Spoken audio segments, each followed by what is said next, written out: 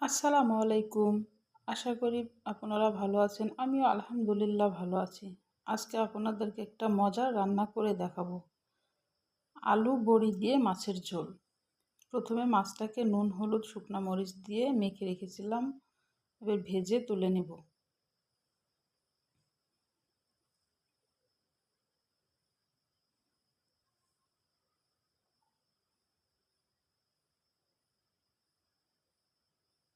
বড়ি সবারই পছন্দ। অনেকেই পছন্দ করে বড়ি।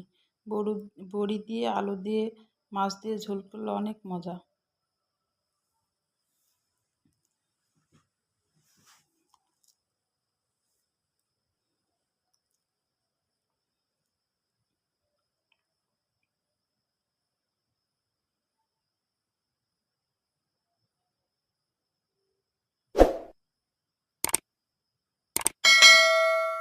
মাছটা আমার ভাজা হয়ে গেছে। মাছটা এবার তুলে নিচ্ছি।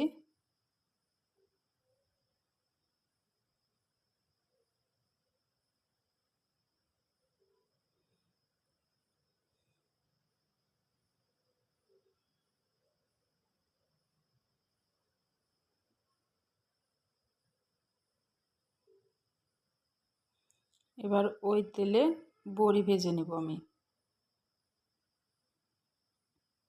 এটা খেসারির ডালের বড়ি।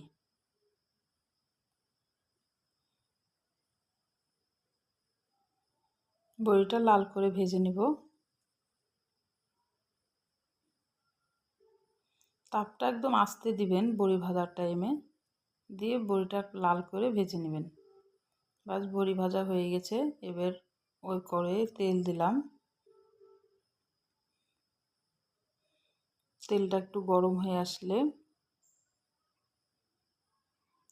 কাঁচা পেঁয়াজ দিয়ে দিলাম। হাফ কাপ পেঁয়াজ দিলাম। কয়েকটা কাঁচা মরিচের ফালি দিয়েছি। এবার এটাকে একটু ভেজে নিব।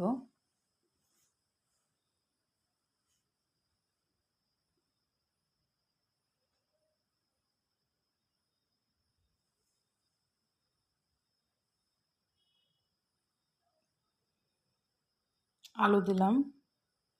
পেঁয়াজটা একটু হালকা ভেজে আসবে তখন আলুটা দিয়ে দিলাম। আলুটা ওই পেঁয়াজের সাথে ভাজবো।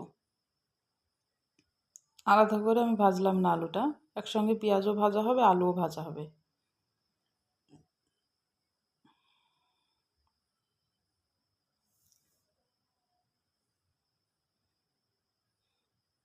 একটু লবণ দিলাম হালকা করে, পরে আবার লবণ দিব।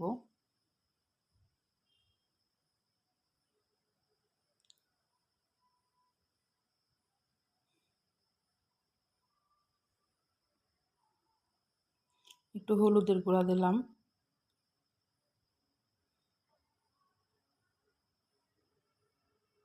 এবার আলুটা পেঁয়াজের সাথে ভালোভাবে ভেজে নেব। আলু আর পেঁয়াজ একসঙ্গে লাল হবে।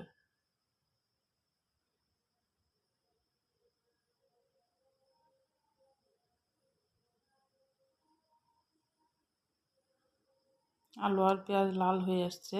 এবার আদা বাটা 1 চামচ, রসুন বাটা 1 চামচ, জিরা বাটা 1 চামচ।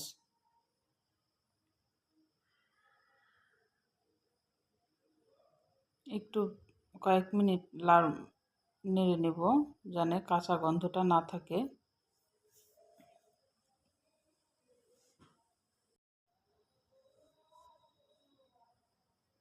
একটু নেড়ে নিলাম।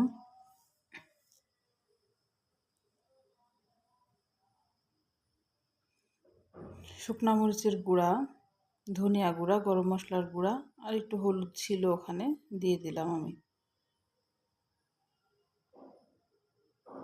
একটু পানি দিলাম মশলাটা যেন পুড়ে না যায়। ভালোভাবে এবার ভালো করে আলুটাকে একটু সিদ্ধ করে নিতে হবে। লবণ দিলাম। লবণ আমি আগে একটু দিয়েছি, স্বাদ মতো এবার দিলাম। লবণটা আপনাদের নিজের মতো করে দিবেন, কতটুকু লাগবে না লাগবে এটা দেখে দিবেন। এবার একটু ঢেকে দিলাম।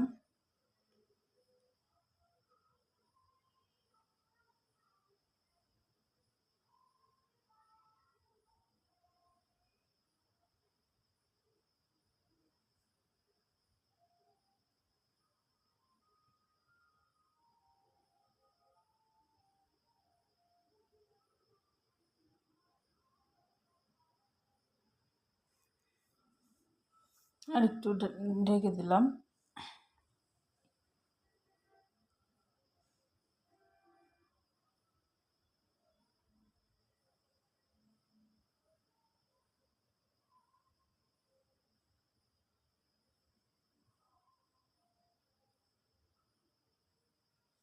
আলুটা আমার সিদ্ধ হয়ে গেছে। এবার বড়িগুলো ঢেলে দিলাম। বড়িটা সিদ্ধ করা যাবে না, অমনি এখন বড়ি দিলাম, মাছ দিব, দিয়ে ঝোল দিয়ে দিব।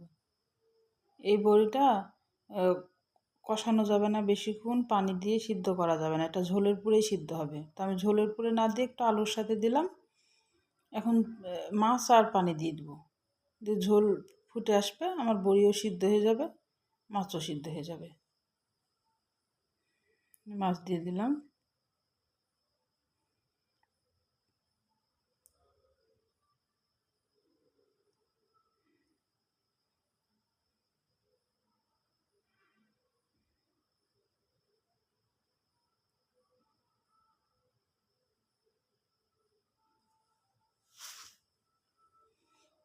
পানি দিয়ে দিলাম ঝোলের জন্যে।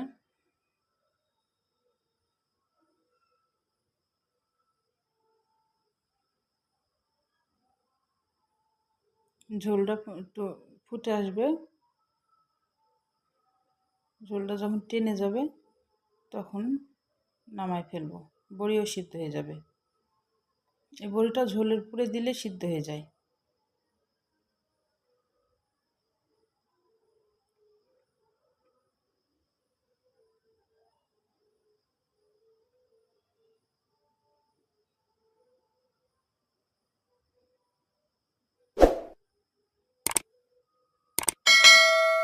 5 মিনিট মতো ফুটালাম। 5 মিনিট পর বড়িটা সিদ্ধ হয়েছে কি দেখলাম, চেক করে বড়ি সিদ্ধ হয়ে গেছে।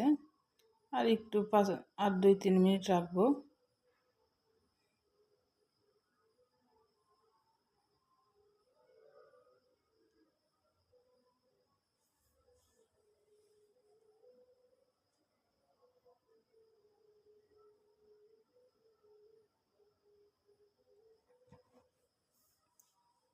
আমার আলু, বড়ি, মাছের ঝোল হয়ে গেছে। শেষে আমি একটু জিরা ভাজা দিয়ে দেবো।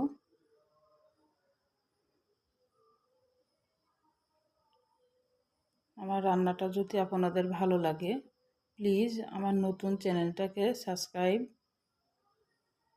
করে দিয়েন, একটা লাইক করেন, আর বন্ধুদের সাথে শেয়ার করে দিয়েন, যেন বেশি বেশি করে আমি আপনাদেরকে সুন্দর সুন্দর রান্না দেখাতে পারি।